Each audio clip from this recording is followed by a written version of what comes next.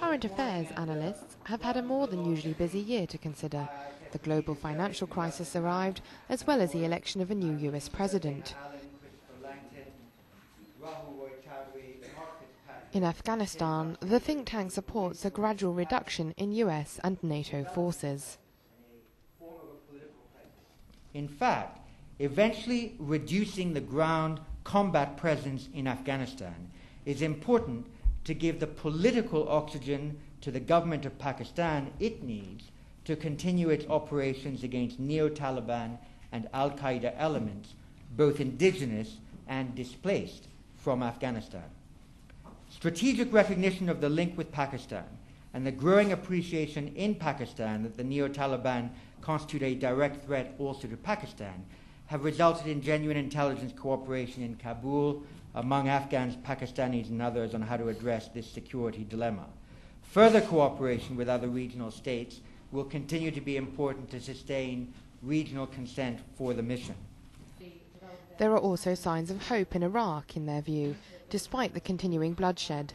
A major test for stability will be the national elections.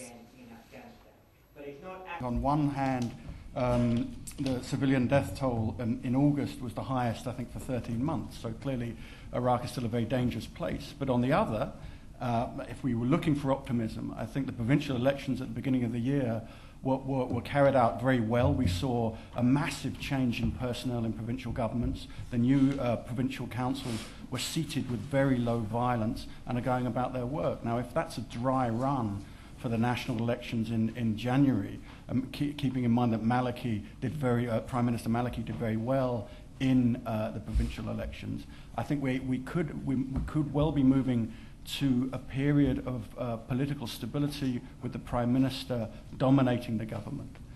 Iran's desire to develop a nuclear program and to what ends it might be employed continues to be the dominant question in diplomacy in the Middle East and beyond. I think it's important, first of all, to realize that Iran does not have nuclear weapons today, and I think they can be persuaded not to cross the line from having a capability to actually having nuclear weapons. That's a very important red line, and that red line needs to be strengthened, including by means of deterrence and dissuasion. If Iran were to cross that red line and acquire nuclear weapons, I think it would be terribly destabilizing to the entire region and also to the global nuclear non-proliferation regime. In terms of achieving any peaceful solution to conflict in the Middle East, this expert has a grim warning.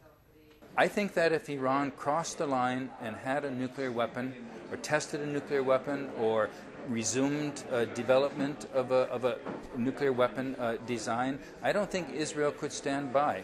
I believe analytically that Israel would take military action so that Iran did not continue to have a nuclear weapon. The Obama administration has attempted a new approach to Iran and North Korea, the latter also with nuclear ambitions, which initially rejected the change in American diplomacy. North Korea is beginning to realize that it made a mistake.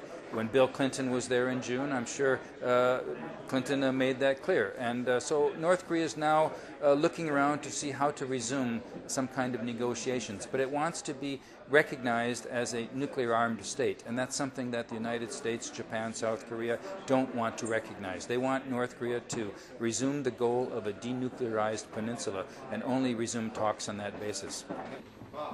A theme running through the think tank's review is that future international security will demand that such a role, and its demands in terms of material and personnel, will have to be spread more evenly, not least in the wake of global financial crisis.